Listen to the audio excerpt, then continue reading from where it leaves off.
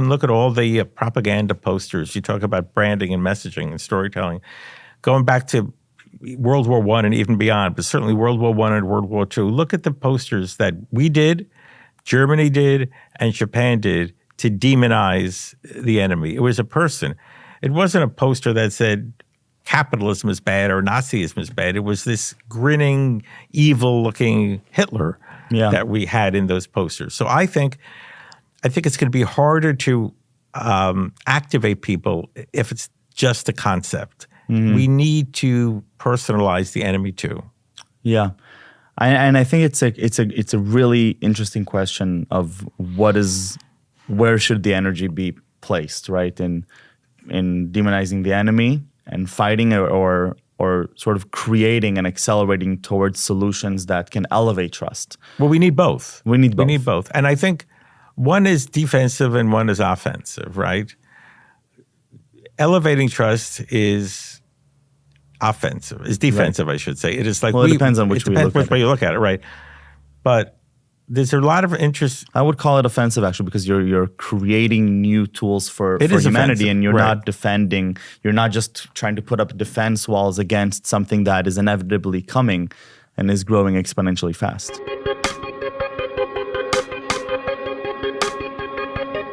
Adam, it's so good to have you here. Pleasure to be here. Thanks for having me. Great to see you. It's really good to see you. Talking about messaging, branding, persuasion, communication, I'd like to start with something that you pointed to in an article you wrote yesterday by philosopher Hannah Arendt. The result of a consistent and total substitution of lies for factual truth is not that the lie will now be accepted as truth and truth be defamed as lie, but that the sense by which we take our bearings in the real world and the category of truth versus falsehood is among the mental means to this end is being destroyed. Right. Great quote, isn't it? It means a lot. Yeah. What does it mean to you? I'll say first, she wrote on totalitarianism. She was a great thinker, and maybe you heard the phrase about Eichmann, the banality of evil. She covered the Eichmann trial for the New Yorker and looked at him and compared just his little meek, kind of boring presence and the enormity of the crimes that he did. And as a bureaucrat, which she was, and a cog in the wheel of the Nazi machine, she described it as the banality of evil, not the grandiosity of evil, but the banality of evil. And that became a big phrase. It became a meme before we called it a meme. But anyway, back to your question about that quote. I think what's important about that quote is that she recognizes that the nature of truth and our conception of truth and belief in truth is really how we situate ourselves in the world. It's not just a matter of somebody's telling me a lie or I can't believe that person. It's our existence, really, and the way we integrate with and react to reality is very much based on what we can believe and what we don't believe. And that's how totalitarian governments operate. They control the reality. They control the entire personal ecosystem, our personal space. And I think that's really what she was referring to, not an individual bit of misinformation. Obviously, she wrote that before social media, but she anticipated the risk of being destabilized by a lack of conviction in what's real and what isn't real. Right. And so maybe even one step backwards, let's talk a bit about the power of what you see and hear. On a very fundamental level, you attribute a lot of impact to the information we see and hear, and how that shapes our mental thinking process, our psychological well-being. I think often I like to look at things through the lens of evolution and behavioral psychology, because our brains have been hardwired over millennia, thousands and thousands of years before technology existed, and the way we survived and the way our genes proliferated is because we were able to identify patterns, see what was happening in the outside world, and adapt and react. And we heard the sound of an animal, and we knew that we couldn't, we were in danger, we were at risk. The people that didn't know that didn't survive. So we are now here on this planet at this moment because we are adept at picking up signals and then processing them and then reacting. Now, all of a sudden, and by the way, I think something like 80% of our brains are devoted to visual processing. Wow. So that's evolution. So now all of a sudden we're faced with a world where everything that we've been hardwired to understand and react to is being threatened. All the cues and the patterns that let us evolve because we understood the outside world and we reacted to it are now being threatened. That is really unprecedented in the history of humankind. Right. And so what does this all mean then? You know, if we're going back to what Hannah wrote and talking about how we've been hardwired to experience this as part of our life, what would it mean to be in a world in which we can't distinguish? It means a couple of things. It means, number one, that we're going to be destabilized and we're going to be threatened. And in that piece that I wrote, which you mentioned, I made the analogy to children who grow up with abusive or lying parents. And in the most vulnerable formative years, they learn that they can't trust the world around them. And they grow into dysfunctional adults with substance abuse problems, with mental problems, and other issues. Because as children, they didn't know who to trust. Now we are as adults. And all of a sudden, we're being infantilized as children because we don't know who to trust. So to your question, it means we're going to have to rapidly learn new behaviors. I mean, we're capable of learning. It's not like we are programmed and that's it.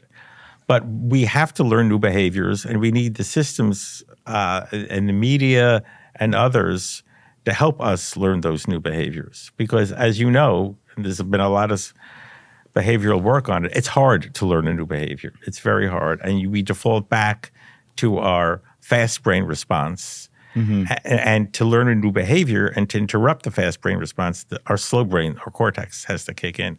That requires a lot of work. It's like when you're training your brain to think differently about food. You've got to be hyper-conscious and hyper-vigilant. And people are not always that way, particularly in today's ADD world. So it's doable, to your point, but it's going to require a lot of rewiring. Right. And I think that there's a lot of people, well, I don't know if it's a lot, but there are people who are on the camp that says we shouldn't be learning, we don't need to be learning new behaviors. We need to fight the emergence of a certain technology or of a certain progression or an evolution for our digital expectations and sort of go back to the old processes. Do you think that's feasible? Because you immediately go to talking about rapidly embracing new behaviors and adapting. Well, you know, what you're doing righteously is to innovate technology that will upstream do whatever is possible today and tomorrow and the next day to identify deepfakes and challenges to veracity.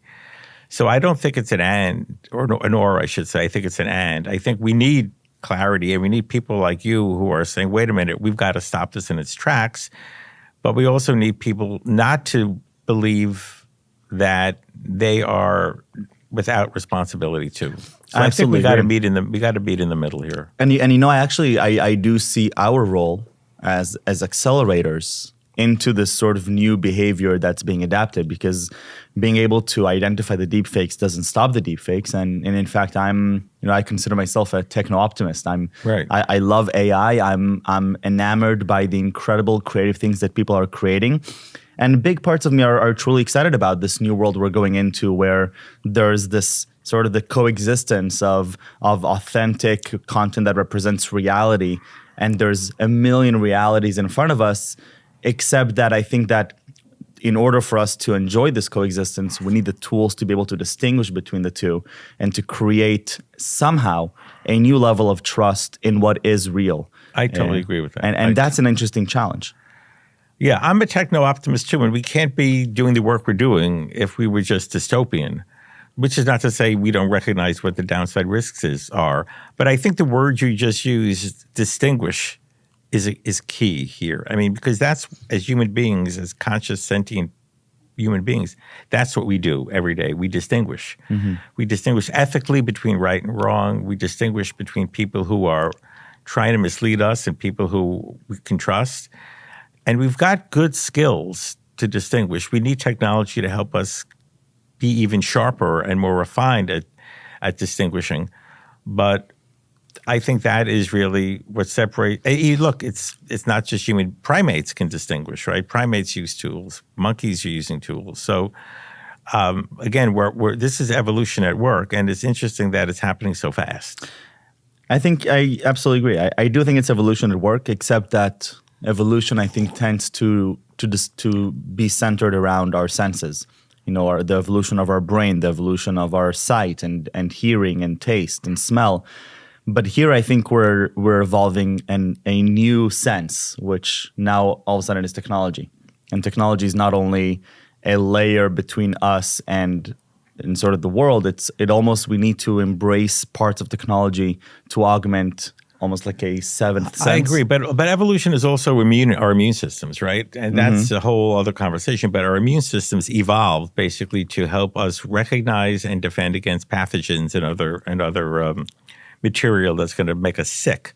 And we've talked about this a lot, Michael. There is a really strong analogy between, in fact, it's on the website, between immunity and sharpening our immune systems physiologically and what you're doing with the immune system of the world, really, in terms of the pathogen of misinformation. Absolutely. So tell me a little bit about branding and messaging. Let's go back to the basics. Okay. Because a lot of, I think, what's happening with AI-generated content, and this series is about the role that artificial intelligence is going to play in our newfound human experiences, and we're talking about learning to adapt to new behaviors in these human experiences. A lot of it, and especially with those that come with AI-generated content, is all about the messaging that they bring and how they impact our perception of reality. So tell me a little bit about your own relationship with communication and branding. It's a close, intimate relationship. So, look, I think branding in its simplest form is storytelling. And again, back to evolution, we are wired to, going back to sitting around the campfire, to listen to stories and share stories and connect with stories. The first line of Joan Didion in the White Album is, "We tell ourselves stories in order to live," and it's true. So one of the things that I don't think we're paying enough attention to is, and the Russians did, is the way in which synthetic media, misinformation, deepfakes can fit into existing mental frameworks and then reinforce what we believe.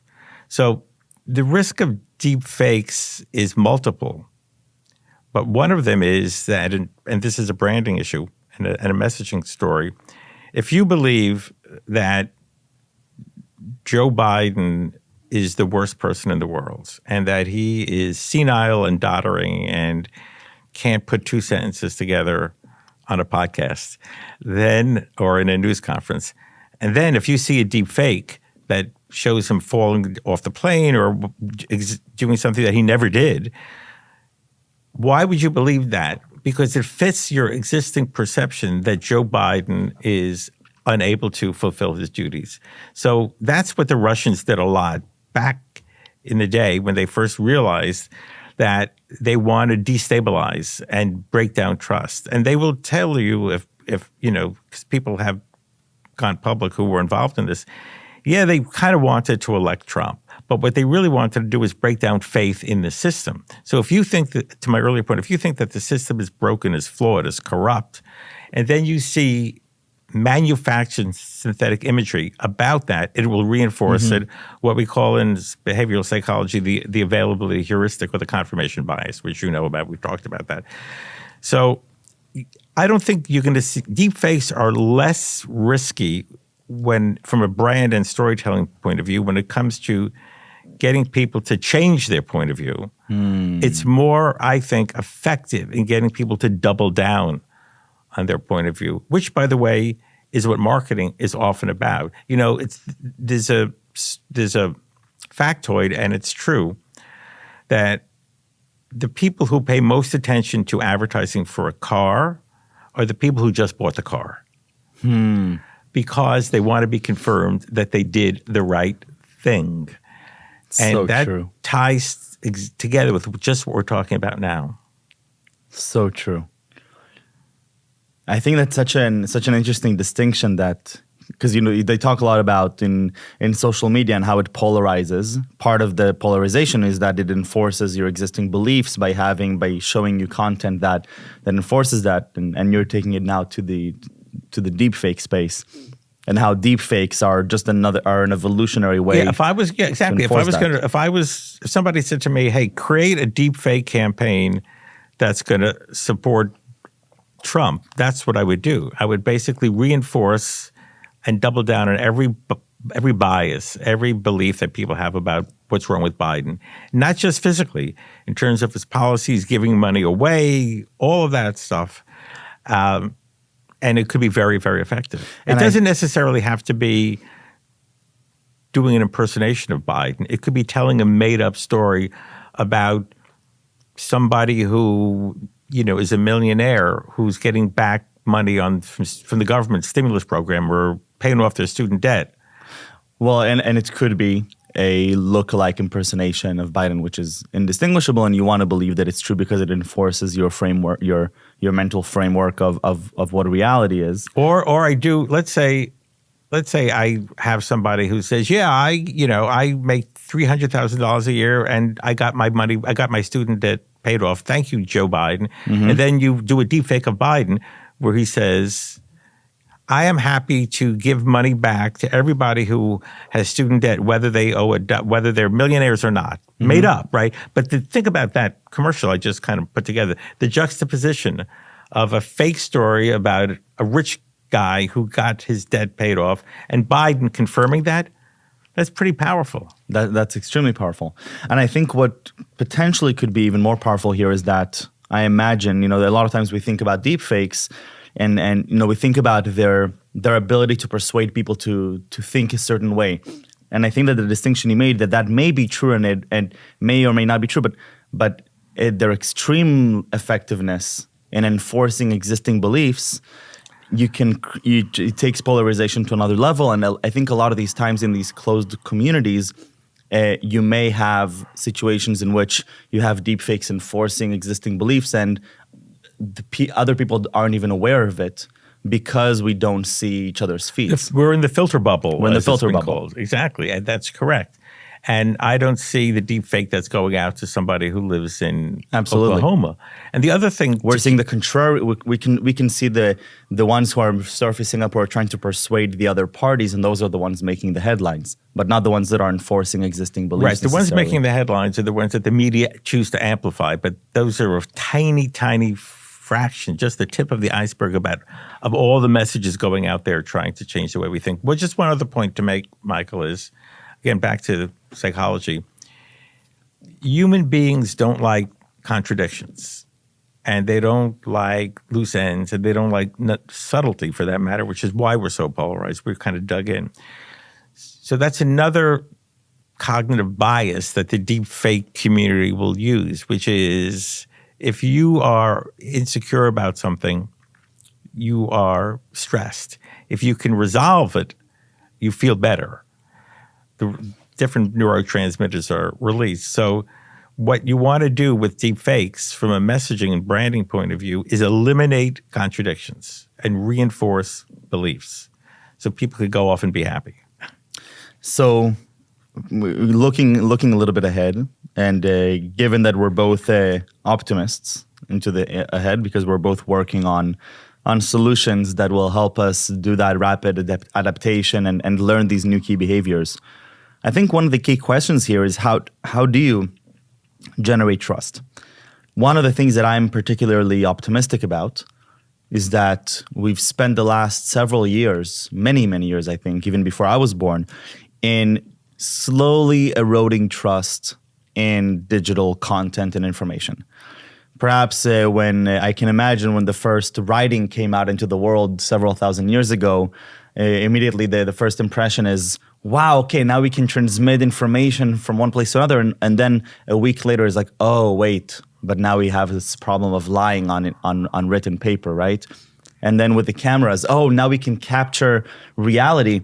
And then all of a sudden you have tools like Photoshop starting to emerge, and people are like, wait, actually not everything is reality, but hopefully a good portion. Now the tides are switching.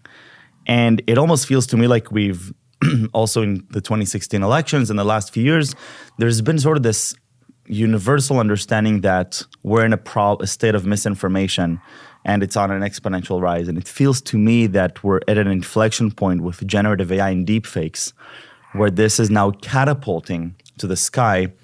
And it potentially can also serve as an opportunity to create new infrastructure for systems of trust on information, which never existed before. There was no need for it. Perhaps there was a need, but there wasn't enough maybe market incentive, right, to double down on it and invest potentially hundreds of millions of dollars to create it.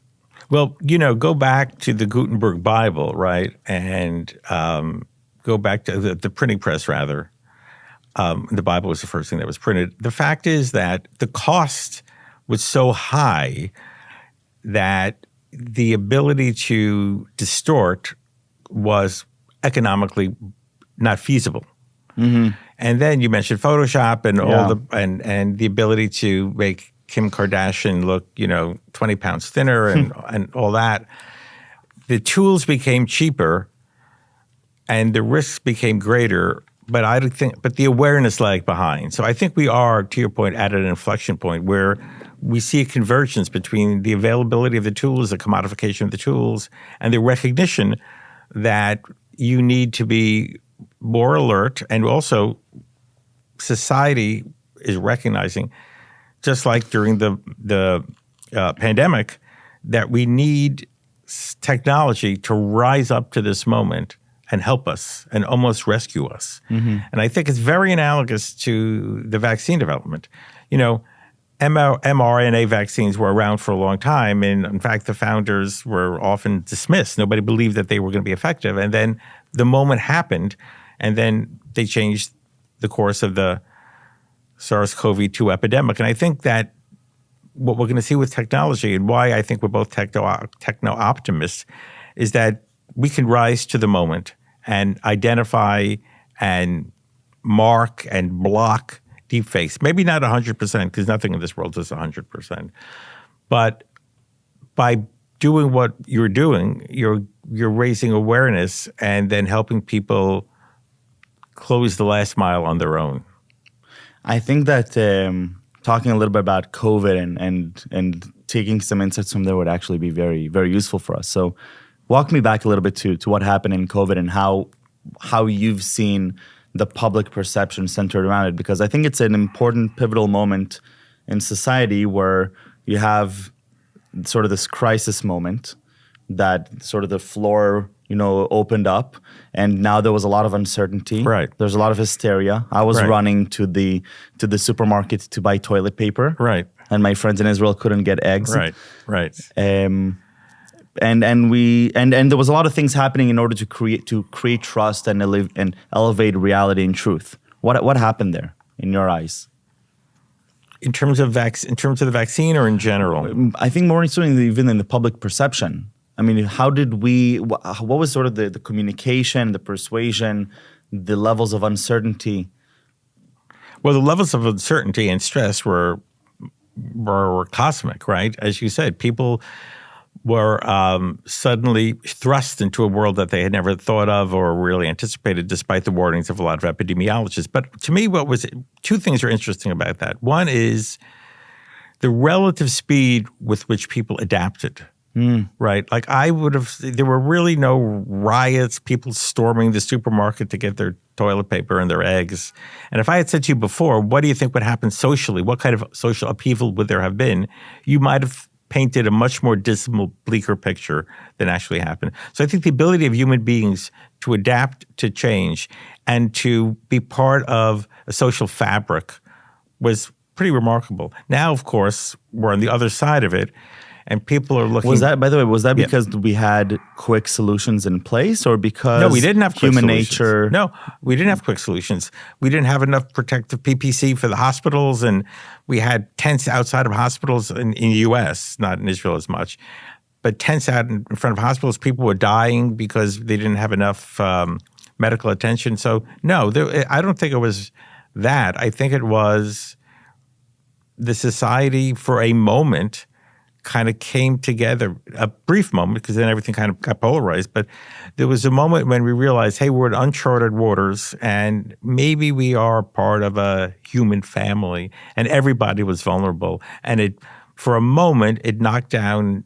a lot of the divisions, because we realized that the person being intubated in the hospital who was a construction worker, was next to the Harvard professor, and they're both struggling for breath. So I think there was a moment when our common humanity was there, and then it didn't last that long. It was like after 9/11 in the U.S. too. We saw that, right? There was a moment of coming together. But in terms of, what does that mean now for what we're talking about in terms of truth and deep fakes? And by the way, I do think that it's important, though, to also remember that, during COVID, a lot of, we were at home, we were in isolation, and right. A lot of real world processes came to a pause or sometimes to a halt.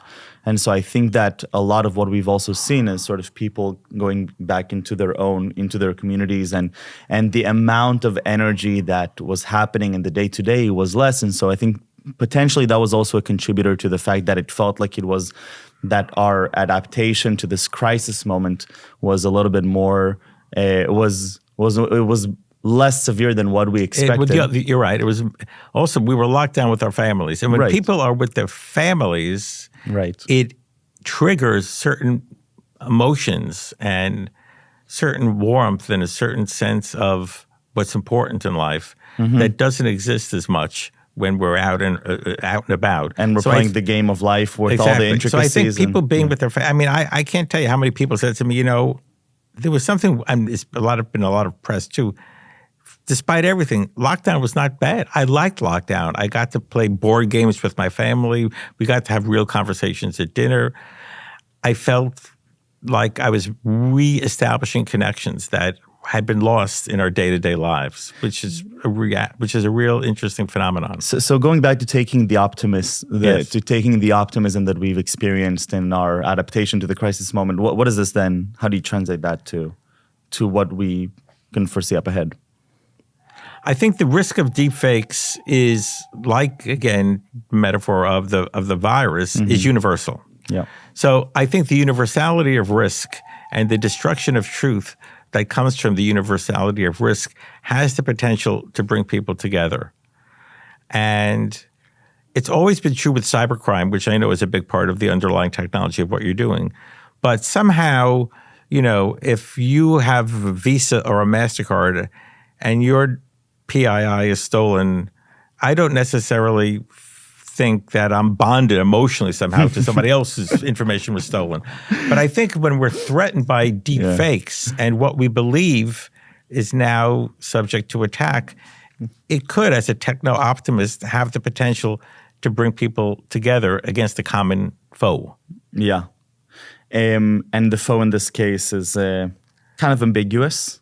It's not a person, right? It's a thing. It's a movement. It's a technology. It's a concept. It's a layered foe. There is a person behind it, and then it's a concept. But one of the things that I think will help fight it is to personalize it. It's hard to, go back and look at all the propaganda posters. You talk about branding and messaging and storytelling. Going back to World War I and even beyond, but certainly World War I and World War II. Look at the posters that we did, Germany did, and Japan did to demonize the enemy. It was a person. It wasn't a poster that said capitalism is bad or Nazism is bad. It was this grinning, evil-looking Hitler that we had in those posters. So I think it's going to be harder to activate people if it's just a concept. We need to personalize the enemy too. Yeah, and I think it's a really interesting question of where should the energy be placed, right? In demonizing the enemy and fighting or sort of creating and accelerating towards solutions that can elevate trust. Well, we need both. We need both, and I think one is defensive and one is offensive, right? Elevating trust is offensive. It's defensive, right. I should say. It is like it depends on which way you look at it. You look at it, right?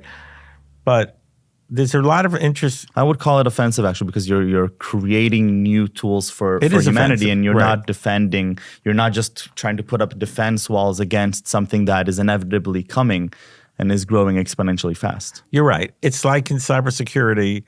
What was the first innovation? A firewall. Mm-hmm. But then it became very clear very fast that you can't build a firewall, that these malware is going to get into your network, and then you need all sorts of other sophisticated tools. And effectively, what we've built from a cybersecurity ecosystem is a layer of technology which is very proactive. And it very proactively scans and proactively defends and proactively creates new mechanisms to empower employees, CISOs, executives to have visibility and monitoring as to what's happening, which is very different from the world we were in, I think, 20, 30 years ago. And I actually see, deep fakes and deep fakes as a cybersecurity threat in very much a similar light. The very initial reaction is, whoa, let's very quickly build up some firewalls. Correct. So that we can just stop, because they're coming in. Once we've gotten that first layer in, now it's a question of, okay, how do we actually empower people to now live their day-to-day knowing that these things are coming in, and some of them are getting through, some of them are not. But how do we now live in coexistence, right? Because we still want to be in the internet. We want to trust digital media. We want to interact with digital media. And so I think coexistence is the exact term of import. And it gets back to the other word I picked up that you used, distinguish. Distinguish and coexist have to work in harmony. Look, the iPhone is supposedly very effective at keeping out viruses.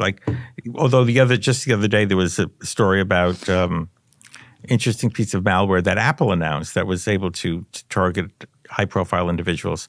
But the point is, most people, when they look at their iPhone, don't worry about a virus. Mm-hmm. But when they get a text message that is clearly not from UPS, and it's phishing or smishing, your brain has now been activated to the risk. So that is, I think, the question to your point about coexistence. How do we not live in a state of siege and constantly worrying? Because if we do that, we'll just block it out and continue. Versus how do we smartly remain aware without being paralyzed? And that's complicated for people to do. The other, there's a theory about, it's sort of the opposite side of adverse selection, which is, when you wear a seatbelt, you feel protected. People drive faster. That's the data. There's data that shows that. They think they're protected. People who are taking statins will have a steak because, I could have that cereal or that porterhouse now. I'm taking my Lipitor. So we also, as people who are helping to shape the conversation, can't make people too overconfident, nor could we make them too dependent. It's kind of like bringing up children. You can't totally be a helicopter parent and scare the crap out of them because they won't be healthy adults, but you can't let them cross the street either and go to school if they're 5 years old by themselves. So it's sort of without paternalizing the conversation, it is complicated to find the right Goldilocks solution here. And potentially, I think that it sounds like seatbelts are more of a Band-Aid, and then you have autopilot cars. That's the solution. You still want to empower people to drive and to be able to get from one place to another. You need these quick solutions in place because if somebody gets into a crash without a seatbelt, they die. So you need also quick solutions, for example, with deepfakes. But then long-term solutions need to be ones that actually perhaps empower people to do what they do best. And we also have to also make sure that if 1% of deepfakes are not recognized, which is possible, right? Mm-hmm. Or 0.5%, that people don't discount the whole thing. Because there's something in psychology called the zero risk bias. And what that means is if we are not convinced that 100% of the problem is solved, then we don't change behavior.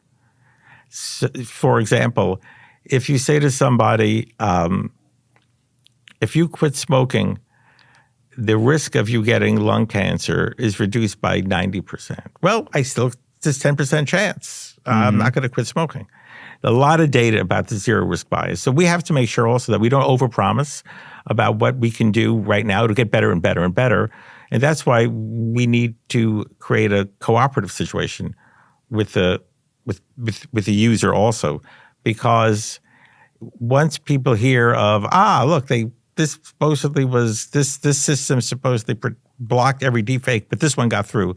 Therefore, the whole edifice doesn't work, will fall apart. Again, it's called the zero risk bias, and it's a hard thing to fight. Mm-hmm. So when you look at actually, being able to adapt to a new world in which AI-generated content is infused with authentic content, I think it touches on many different verticals. And Yes, I think it does. one of the areas in which this category is maturing is that we're starting to understand that digital media is a connector that is being used as an infrastructure amongst every vertical, It's from connective. social media to news Right. to enterprises Right. It's to everywhere. legal It's evidence. everywhere. And so the ability and the tools to recreate trust and empower people to trust what they see and hear perhaps are different also for every vertical. And it could be that some of them are similar and some of them are different. I totally agree. But I also think that there are some universalities about how to build trust, that there is this vertical specific, like you say, and there's also things that cut across. So during the pandemic, when it was hard to get a lot of people vaccinated in the beginning, there were all these commercials, I'm sure you remember, about why it's important with all these celebrities. But the most effective tool to get people vaccinated were churches and local trusted leaders who people believed in beyond just the big national megaphone of TV and digital advertising. So I think if we're going to conceptualize about how to build trust, which is your point, we need to find analogs to that. Who are the local institutions, local individuals across these verticals that we can leverage and activate to be the ambassadors of trust building? What else creates trust?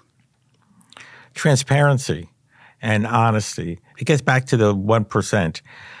If you overpromise and you're able to solve all the problems, then trust will erode. And that's what the vaccine deniers did very well. They found 2 people out of 20 million who had menstrual problems, who had other problems. And that's, look what happened to her. And the brain goes there. It's the availability heuristic. And then trust vaporizes. When airplanes crash, as unfortunately they have been, or have problems, people start driving. It's true. It's been true for years. Of course, the risk of driving is exponentially greater than the risk of, it doesn't matter. What's in your brain? That last headline about the door blowing open. So we have to not overpromise and give people frameworks that they can accept and find trusted individuals to deliver those messages to. Also, who are the people behind the companies, who are creating this world of trust? People need to put a face on a belief system. So I may believe you more than I believe a company speaking that doesn't have, a faceless company speaking. Mm-hmm. So how important is it, do you think, that there's ultimately some attachment to personas I that think are it's helping important. I think it's important. Why? Yeah. Because, again, I'll go back to evolutionary biology, not to be boring, but when somebody said to my ancestors, come this way because the predator is that way, or don't eat that mushroom because it's going to kill you, we transfer trust to that individual. We're wired to transfer trust to individuals, not to concepts, not to ideas, but to individuals. And I think we're seeing that in business and politics now. Musk, for all his complications, is somebody that people look to and say, look, I built 4 companies, 5 companies. And we're fascinated. It's part of storytelling. Like when it's part of fairy tales, and it's part of nursery rhymes, and it's part of how we were brought up to be fascinated by what individuals have to say and believe in individuals. And I think social media has amplified that more than ever. Why are influencers changing marketing and able to sell products? Because I'm transferring my trust. It's a trust exchange. Right. And that's what we need to build, a trust exchange. I think it's a really interesting comparison to look at that social media and short form videos. One of the very first things that they did was that they created this influencer economy. That's right. And a creator economy too. Yeah. Exactly. But all of a sudden we saw that there's a whole something that I don't know if many marketers understood that before, but there's this whole ecosystem of influencers, which it turns out that the people who buy the product, if they see somebody they trust, even if they only have 10,000 followers, it doesn't matter. The number doesn't matter. Look, I have a friend who's a pilot, and he watches, and he's a very suspicious guy. He doesn't follow a lot of traditional media, but there are user groups of pilots talking about this avionic equipment or this technology. And it's clear that they know what the fuck they're talking about. Yeah. And they are passionate about it and they're knowledgeable, and he buys those products. Right. And, exponentially multiply that by 10,000. Absolutely. That's what we're happy with. Well, that is an interesting byproduct of the polarization. It's a different kind of polarization. It's a different kind of filter bubble. But it's a good one, I think, because basically marketers are not speaking from the pinnacle. They're finding influencers, and there are all these platforms, as you know, that find influencers. They're letting the influencers deliver a trusted message, and it works. Right. And I think that's also one of the potential pitfalls of deepfakes, right? Is that they can take those same influencers and take other stances or amplify opinions that are not true for them. I think you're absolutely right. And I think we call them the nano influencers, the mini influencers in these little groups. In a way, you could argue that is one of the highest risks of deepfakes. Right, because it's easy to spot and take down potentially deepfake of Joe Biden. Exactly. And Tom Hanks, but it's a little harder to create infrastructure that can identify and create a layer of transparency or potentially take down a deepfake of a nano influencer. Absolutely. There are hundreds of thousands of coffee aficionados and coffee groups and coffee influencers, and tens of millions of dollars in advertising revenue and commercial revenue are attributable to that kind of influencer. How easy would it be, right, to create out of the blue a new coffee influencer who looks real, who speaks this? And by the way, one brand could do that to bring down another brand too. Right. Or one brand could hire a surrogate to do that. I mean, it gets really layered. Right. And so, obviously we're in the AI revolution, and this is and the adoption is just growing on a day-to-day basis, and it's getting better by the minute at this point, with market incentives just pushing it to a super evolution. I think probably what that means is that over the next few years, we'll get to a point where AI-generated content is completely infused in society. I think if you ask some people, they'll say that that's already the case today. I believe that's already the case today, but I think that we will experience the tides shifting, that much more of the media we experience will be AI-generated probably over the next 12 to 24 months. And because we're techno-optimists and because we chose to spend our time working on solutions for this and solutions to adapt, right? I don't think it's a problem that AI is emerging. I think it just requires fast adaptation. I agree with that. How does this new world look like as we successfully create new trust? And so what does that actually look like, for example, in news, right? 3 years down the line, we've created a new system of trust in a way that even is better than the trust that we had yesterday. Look, I'm sure that in 3 years or 5, we'll have AI-generated newscasters. We'll have AI-generated Stephen Colbert's. And I think society will accept that as long as there's some clarity around what has been synthetically created and what hasn't. So for you, it's about the transparency. I think like Dove saying, like just the other day, maybe you read this, Dove Beauty said, we're not going to use AI. But it was a marketing stunt. It purely was, because it's like saying in 1955, I'm not going to use videotape. I mean, Saturday Night Live, it's not fucking live. It's recorded earlier.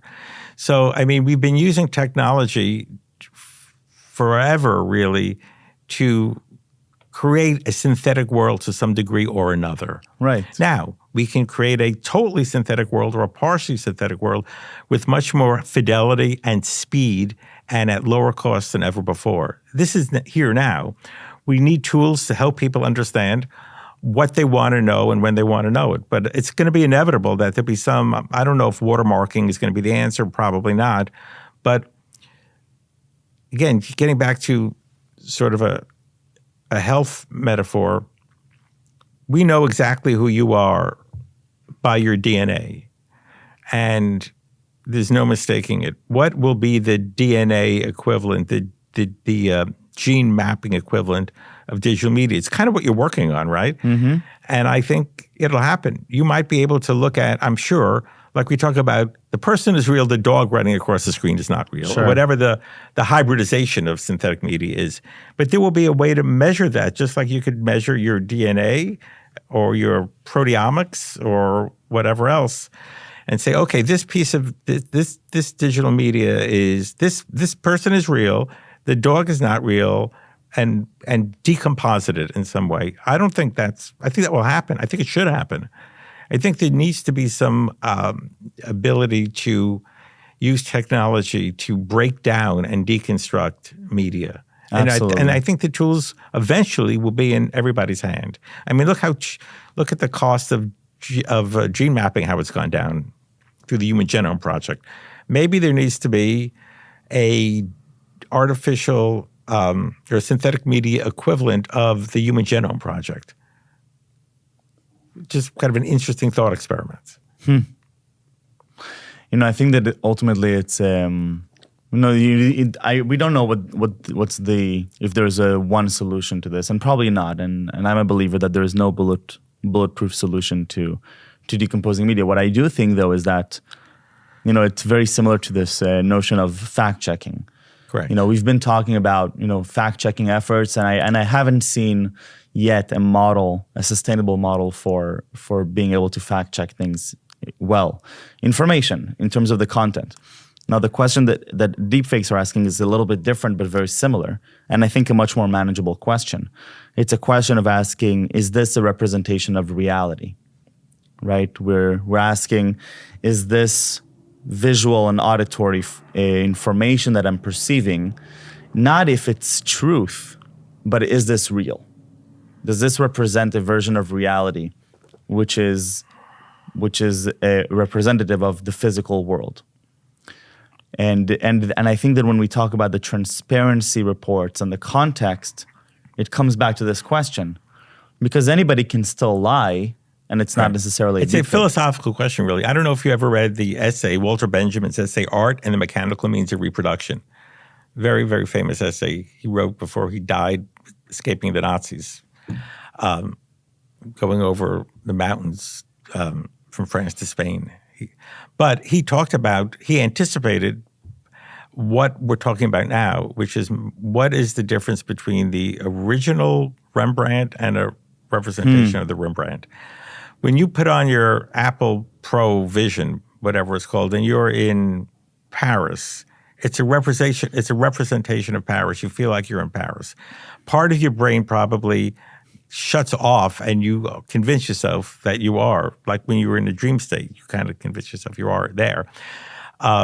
Now, then you have it. Then what about if you manipulate that AR and VR with deepfakes? It's another layer of complexity, right? Yeah, absolutely. But it's about representation. I agree. Yeah, and I think that we are building now not just the clarity, but the ecosystem is coming together to build the new infrastructure for how to decompose what represents reality and what doesn't. And there's many, many layers to this. There's the AI detection layer, there's the watermarking and provenance layer, there's the testimonial layer from the identities that are actually represented in the media. And I think taking as a metaphor the cybersecurity ecosystem, sort of looking at it as a multi-signal, system that comes together, and for every piece of media, ask, okay, what signals do I have? And what story can I tell think from it? look, it is infrastructure, and the infrastructure will be as complex as it needs to be to solve a very complex problem. Right. I talked about firewall. If you look at a landscape of what cybersecurity was 25 years ago, it was a very simple diagrammatic view. Right. And now look how complex and multi-layered cybersecurity is. You need an infrastructure. And effectively, Palo Alto Networks, I think, came out just a couple weeks ago in a very big statement of talking about the consolidation and the platformatization of cybersecurity. And they're effectively coming and saying, you as an organization, you can buy all these endpoint solutions to protect yourselves from the threat that you perceive. But in reality, as long as we're treating them as fragmented signals, then we can't tell the whole story. You raise a really interesting issue, and CrowdStrike is doing the same thing by compositing everything together, because you do see it is a dynamic situation where you kind of start off like with a one solution like the firewall, and then it gets very complicated, and you have a lot of point solutions. And in cybersecurity, then you had the SOAR, the orchestration need, because the CISO, this Chief Information Security Officer, became so overwhelmed with the tools. Absolutely. You needed a master tool to run the individual tools. And then you realize, wait a minute, we're going to start to kind of consolidate and bring things together. And we'll probably see that same dynamic in synthetic media. And I think I think it's a beautiful comparison, because the cybersecurity official within the organization needs simplified tools to manage it. And that speaks to their trust, right? Can I enjoy the work that I'm doing? Can I be empowered to do my work better? And so you need to consolidate. Right. But I think part of it, which is even more important, is the fact that it can lead to better insights. And it can actually lead to better defense systems by being able to synthesize the different signals that are coming together. So if a big part of the role of the CISO up until now was to look at many different endpoint solutions and sort of have this dashboard, I think that a big part of what is now possible, partially through AI as well and advanced computation, is to be able to synthesize all these sources to tell a richer story, a deeper story. Absolutely. The big problem in cyber, as you know, is the signal noise issue, right? Yep, and absolutely. AI's ability at speeds, and quantum computing is going to change that too massively, to be able to separate the signal from the noise at a level of speed and accuracy not possible before. We need that, and that's the same example that we can apply to deepfakes also. Because it's a signal noise challenge. Absolutely. And it's also, and I think that when we now bring it back to sort of the right infrastructure and the right solutions for deepfakes, it's not just about the provenance from a certain watermarking. It's not just about the detection. It's not just about the testimonial. It's really about the richness of the signals that you get on the media, and how rich of a story can you tell, and how do you do that at scale? How do you do that efficiently? And how do you tell that story in ways that the stakeholders actually perceive and are empowered by that story? Because telling that story to a consumer that's watching a TikTok video is very different than the story you're telling to a news editor before they broadcast the media, or to a banker that's onboarding a KYC customer now through their traditional measures. Right. That gets back to what I talked about before, the trust exchange. We can't, the user needs to believe that ByteDance, TikTok, or whomever is the platform has done whatever they need to do within reason, so that they could watch that little video about somebody putting on mascara and believe that it's a real influencer, not a synthetic influencer. And that's where the transparency comes in too. I think there will have to be an opening in cybersecurity.